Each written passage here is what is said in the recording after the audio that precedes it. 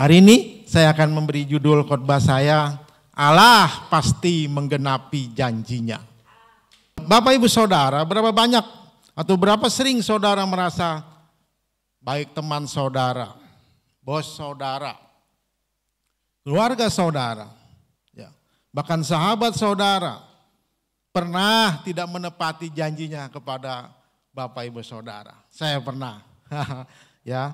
Dan itu kadang membuat kita menjadi skeptis begitu, menjadi ragu pada orang begitu. Akibat kita pernah dibohongi begitu. Saya sendiri ya termasuk orang yang kadang tidak menepati janji saya. Contohnya ya 2 minggu ini Gabriel belajar naik motor. Ya di samping dia belajar dengan instrukturnya yang ahli. Saya juga sebagai orang tua memastikan, make sure begitu bahwa dia akan lancar begitu. Saya bilang begini, Biel, kita setiap pagi latihan jam 5:30. Kenapa? Karena masih pagi ya, belum ada motor berlalu lalang begitu banyak begitu. But gitu. Waktunya tiba, enggak bangun-bangun saya. Masih ngantuk begitu ya. Jadi ya begitulah ya. Atau saya mau ajak istri saya jalan-jalan, Bu Lastri, mohon maaf juga sering gak jadi. Ya, jadi kadang itulah manusia ya. Masalahnya begini Bapak Ibu Saudara, ketika kita berjanji kepada keluarga kita akan memaafkan kita. Tetapi ketika kita berjanji dengan orang lain, ketika kita berjanji dengan partner bisnis kita, dan kita tidak menepatinya, itu berbahaya. Ya, kenapa saya bilang berbahaya? Bisa tidak jadi kerjasama yang sudah kita rencanakan. Apa sih artinya? Kerugian akan menjadi kepunyaan kita jadinya. Trustnya udah nggak ada. Percuma dah, janji sama si Awai mah bohong melulu begitu. Ya, ini berbahaya begitu. Ya. Pastikan kita tepati janji kita. Nah sekarang bagaimana dengan Allah kita? Allah kita yang hebat itu. Apakah Allah kita pasti menepati janjinya? Seberapa yakin saudara bahwa Allah kita sanggup menepati janjinya?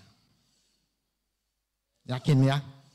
Pastikan dulu kita datang ke tempat ini karena kita percaya Tuhan kita, Tuhan yang menepati janjinya. Mari kita belajar sebagian dari firman Tuhan apa yang dia lakukan terhadap janjinya. Kita baca firman Tuhan di Matius 1 ayat 18 sampai 25. Saya yang genap ya, Bapak Ibu yang ganjil. Saya mulai ya. Kelahiran Yesus Kristus adalah seperti berikut.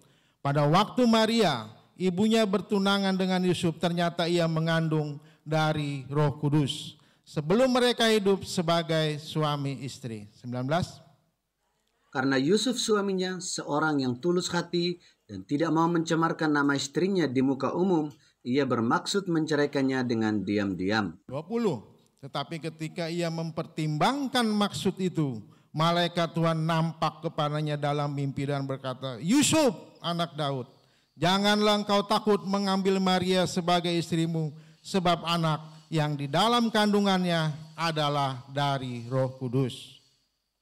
Ia akan melahirkan anak laki-laki dan engkau akan menamakan dia Yesus, karena dialah yang akan menyelamatkan umatnya dari dosa mereka. Hal itu terjadi supaya genaplah yang difirmankan Tuhan oleh Nabi. Sesungguhnya anak darah itu akan mengandung dan melahirkan seorang anak laki-laki, dan mereka akan menamakan dia Immanuel, yang berarti Allah menyertai kita. 24. Sesudah bangun dari tidurnya, Yusuf berbuat seperti yang diperintahkan malaikat Tuhan itu kepadanya. Ia mengambil Maria sebagai istrinya. Tetapi tidak bersetubuh dengan dia, sampai ia melahirkan anaknya laki-laki, dan Yusuf menamakan dia Yesus. Bapak Ibu Saudara, firman ini menceritakan kehidupan Yusuf pada saat itu. Bagaimana Yusuf dan Maria dipilih Allah untuk menjadi seorang ayah dan ibu bagi Yesus Kristus. Secara tubuh, maksudnya secara jasmani begitu ya. Ketika Tuhan memberikan firman ini, status mereka belumlah menikah pada saat itu. Mereka masih bertunangan, ya. Jadi saya membayangkan begini, Bapak Ibu. Tiba-tiba, ya, malaikat Gabriel ini datang kepada Maria dan mengatakan, kamu akan punya anak. Tentu saja Maria terkejut, ya. Jika kita baca di Lukas 1 ayat 34, kata Maria kepada malaikat itu, bagaimana hal itu mungkin terjadi karena aku belum bersuami. Ini memang sesuatu yang mustahil begitu. Sebenarnya buat Maria ini kan dia di blessing betul ya. Dia betul-betul mendapatkan anugerah karena Tuhan mengutus anaknya Yesus lahir di bumi ini memakai Maria sebagai hambanya. Dan ini suatu anugerah yang begitu luar biasa. Ya. Tapi di sebaliknya ini juga merupakan suatu hal yang membuat dia menjadi takut luar biasa. Iya dong. Ya. Kenapa? Dia pasti stres berat dan dia pasti berpikir bagaimana ini bisa terjadi. How? Ya. Impossible. Gak mungkin. Apa yang akan dikatakan orang kepadanya? Dia pasti berpikir seperti itu. Saya kan belum bersuami, kok saya bisa hamil begitu. Ya. Sedangkan di zaman itu Bapak Ibu Saudara, ribuan tahun yang lalu, seorang gadis yang bisa melahirkan anak tanpa adanya pernikahan, itu sesuatu dosa yang begitu besar, aib yang tidak terkira. Itu sesuatu yang malapetaka mungkin ya buat zaman itu bagi seorang gadis. Tetapi Maria memutuskan untuk tetap percaya bahwa Tuhan punya maksud yang besar di dalam setiap situasi yang dia hadapi. Meskipun sepertinya mustahil, Maria tetap percaya dan berserah sepenuhnya kepada Tuhan. Inilah contoh iman, contoh respon yang benar. Ya. Di sisi lain, Yusuf tunangannya Maria juga tidak percaya perkataan Tuhan melalui malaikat itu akan terjadi. Iyalah karena saya membayangkan saya juga kalau seperti itu, wow, itu complicated ya. Itu sesuatu yang mengerikan begitu. Dikatakan di Matius 1 ayat 9 tadi, Yusuf calon suaminya bermaksud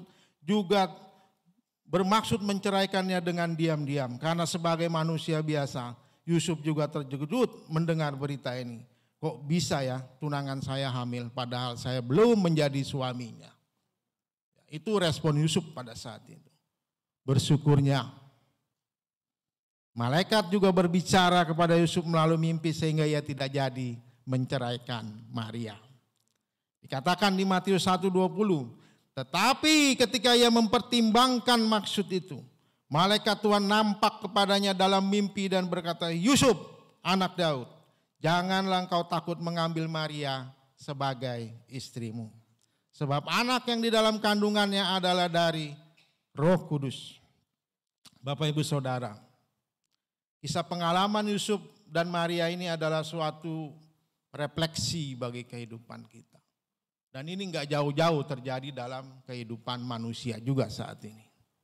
Seringkali ketika kita mendengar janji Tuhan, kita tidak percaya firman itu. Apakah bisa terjadi firman itu kepada saya? Sekalipun kita sudah mendengar atau membacanya. Saya mengikut Tuhan 28 tahun. Sometimes ketika situasi begitu menekan, apakah benar ini Tuhan?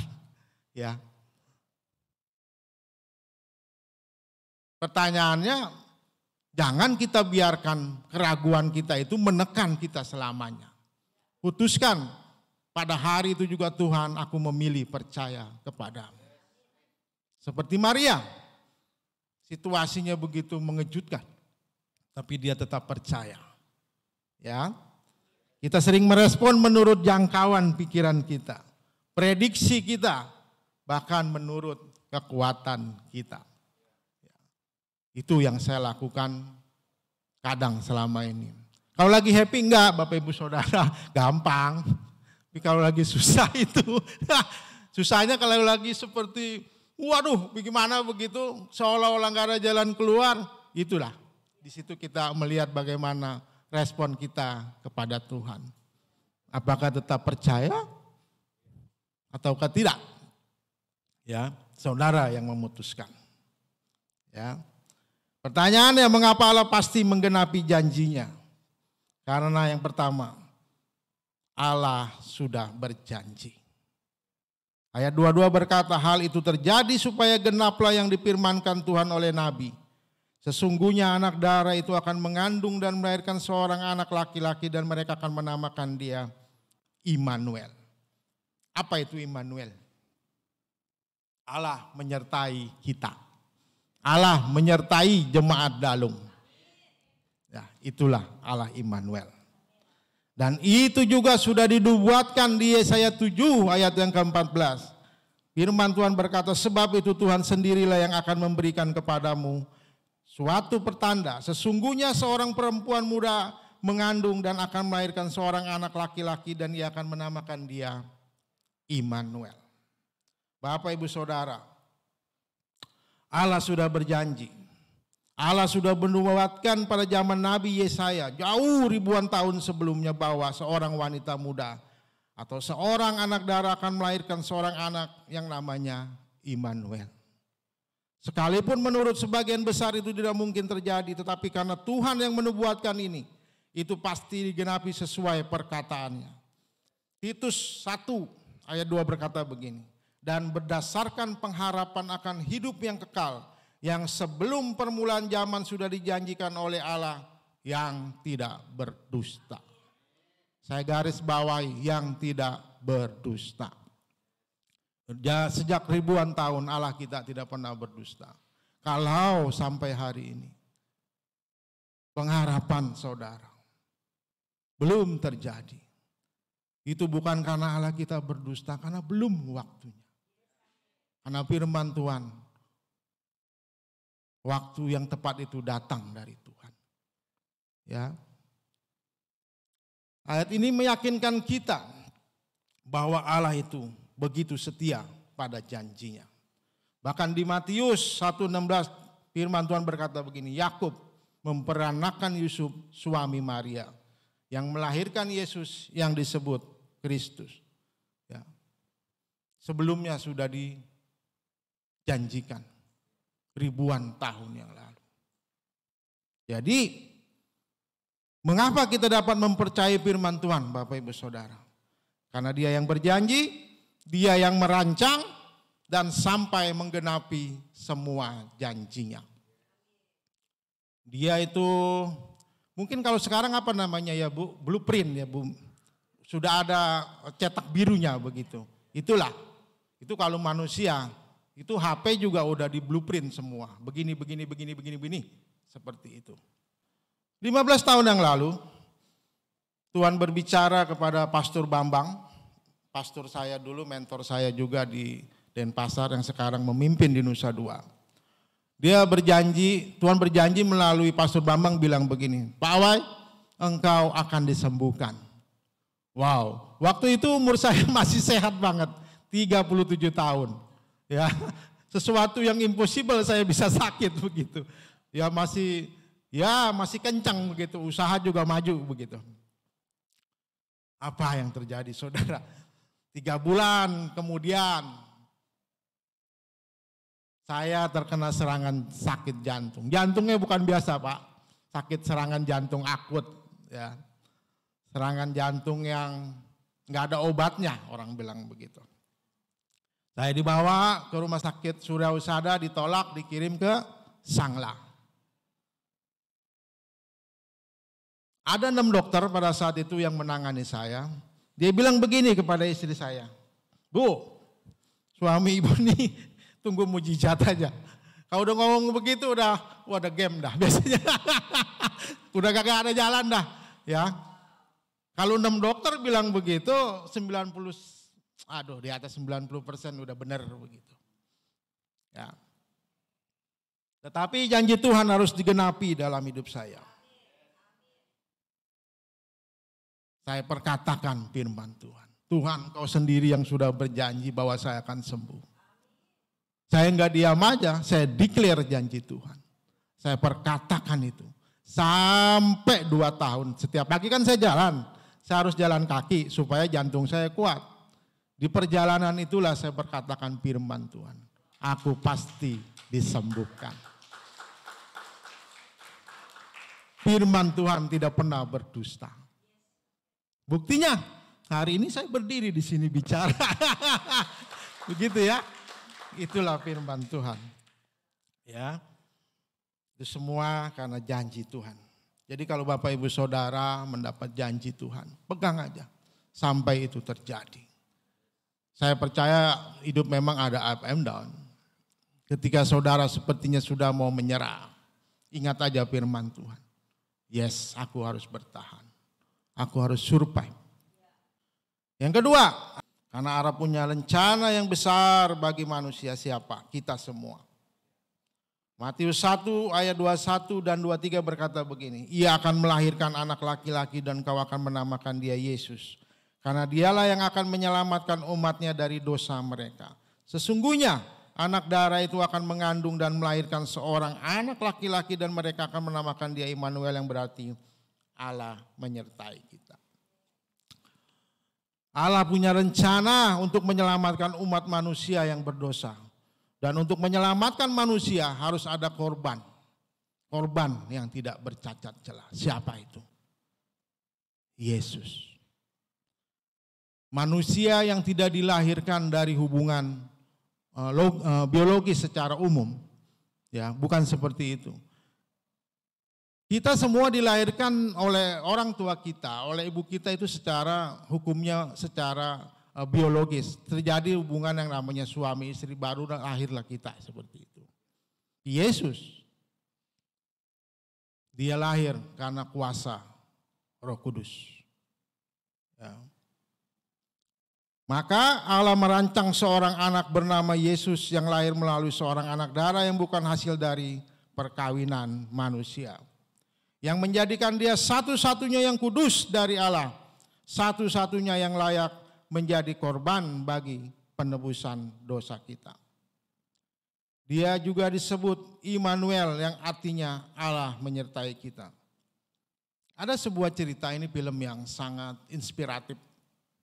Nanti saudara bisa tonton, saya kasih tahu judulnya. Di mana ada sepasang suami istri yang hampir mau bercerai. Ya. Karena si suami bosan dengan istrinya. Dan hampir terjadi dia selingkuh kira-kira begitu. Ya. Kemudian singkat cerita si istri ini punya seorang mentor. Ya, atau kakak rohani.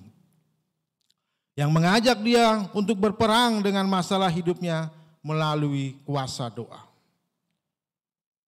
Dan yang si istri lakukan adalah membuat sebuah ruangan khusus di dalam rumahnya.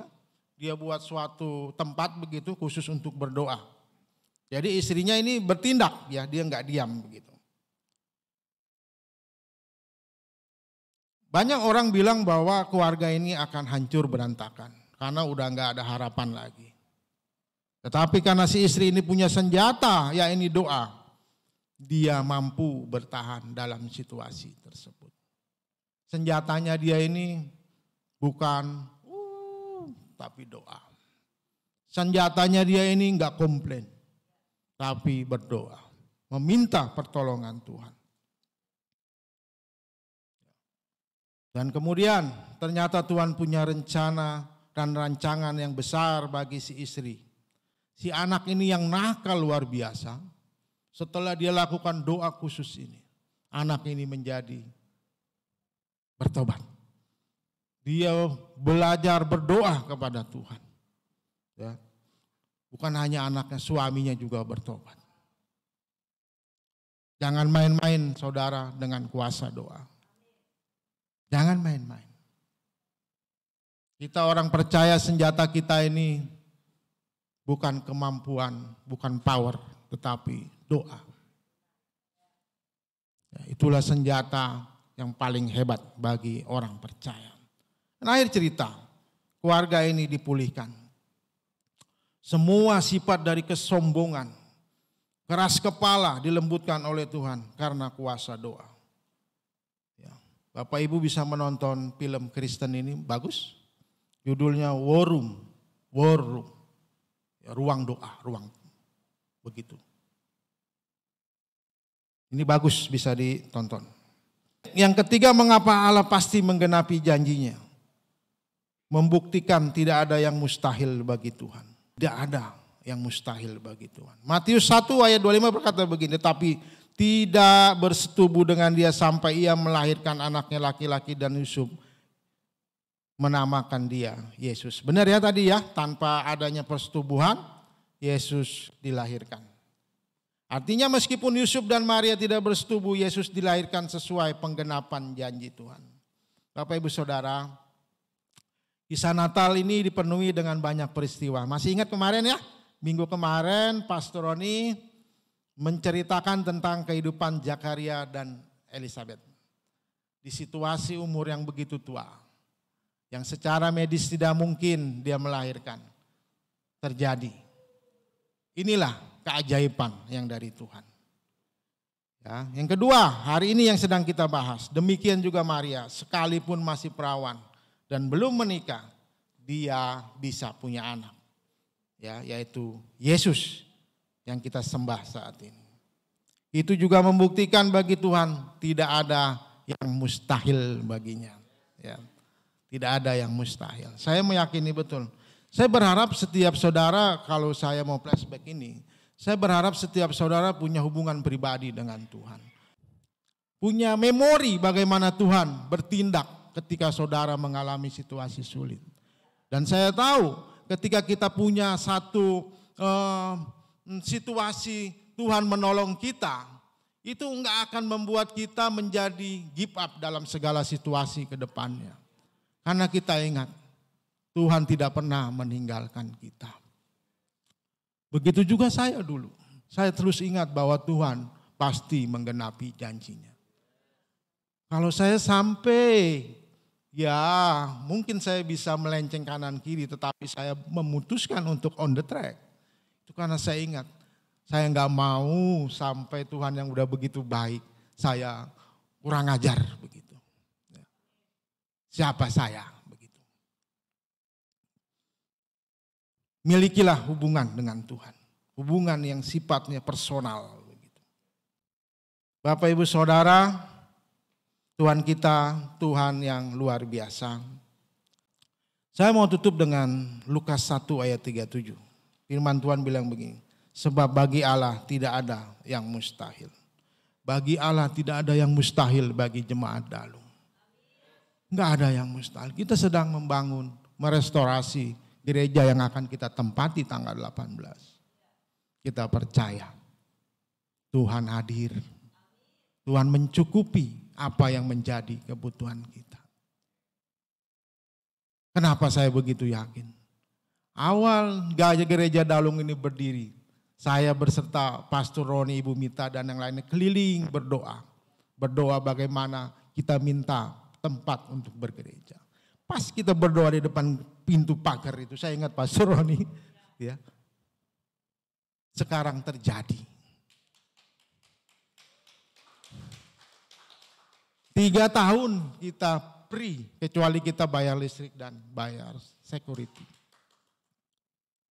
Kembali, jangan main-main dengan kuasa doa. Dia sanggup menjawab kita. Kalau hari ini kita harus pindah, ada rencana yang lebih besar. Ada gedung yang lebih bagus yang Tuhan siapkan. Ada jemaat yang akan ditambahkan. Ya, dari hanya beberapa orang, sekarang hampir 80-90 orang. Dan saya nggak pernah lupa itu.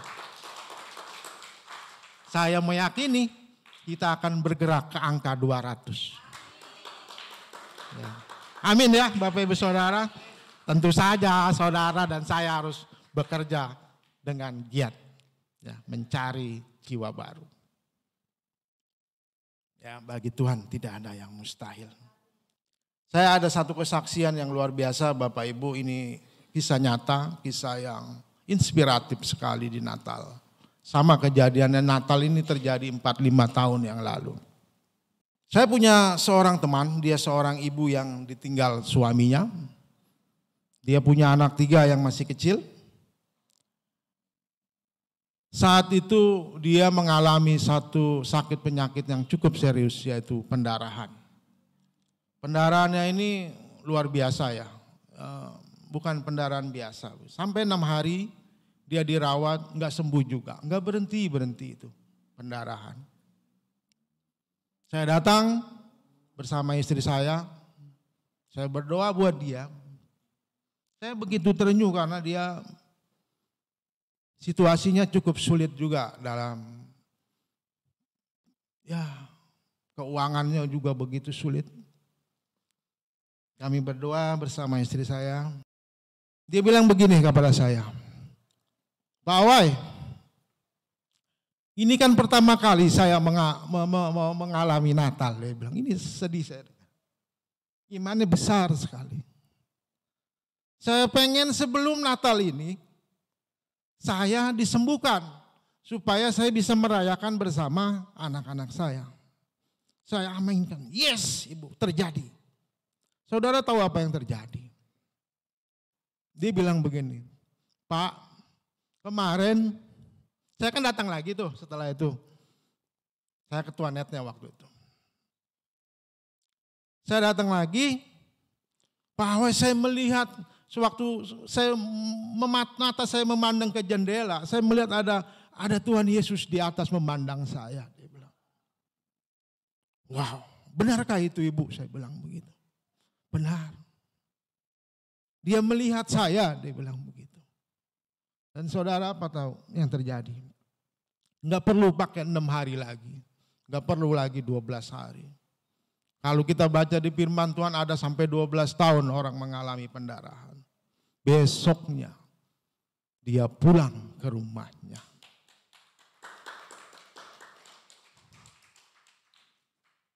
Dan ini satu lagi saya melihat bagaimana Tuhan menjawab setiap keinginan hambanya yang ingin sesuai dengan kehendaknya.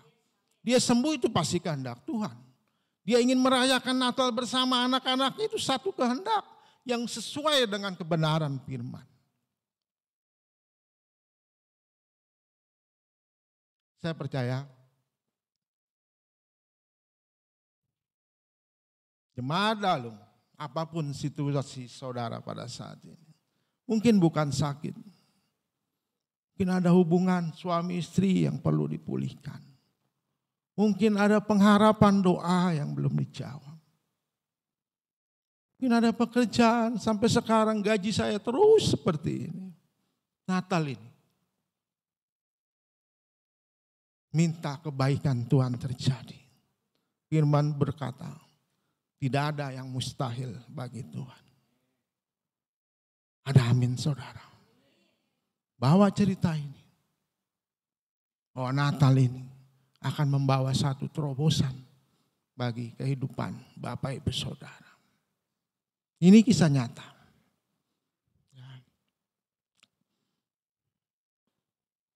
Jadi masih ingat yang pertama tadi? Saya ulangi 3 poinnya, mengapa Allah pasti menggenapi janjinya. Yang pertama karena Allah sudah berjanji. Yang kedua karena Allah punya rencana yang besar bagi manusia. Dan yang ketiga, membuktikan tidak ada yang mustahil bagi Tuhan. Mari kita sambut Natal ini dengan hati yang penuh pengharapan, dengan sukacita, ya, karena Tuhan layak mendapat kemuliaan dan hormat kita. Dengan merayakan Natal ini, dengan ucapan syukur dan hati percaya dan berkata Tuhan pasti menggenapi janjinya kepada saya dan saudara semua. Jika saudara bingung bilangin, Pak, saya belum pernah dapat nubuatan loh dari pastor atau gembala. Saudara, Alkitab kita enggak kurang-kurang janjinya, ribuan janji. Klaim itu akan terjadi dalam hidup saudara. Enggak ada yang susah. Satu kali saya membaca Alkitab ketika dalam keadaan begitu terpuruk. Itu ayat itu seperti terang. Itu seperti bersinar satu ayat itu. Itulah maksudnya. Tuhan berjanji kepada kita. Dan pasti digenapi. Hanya saudara perlu taat seperti siapa? Maria. Seperti Zakaria. Itulah yang membuat Tuhan bergerak dan menjawab doa kita. Ada amin Bapak Ibu Saudara?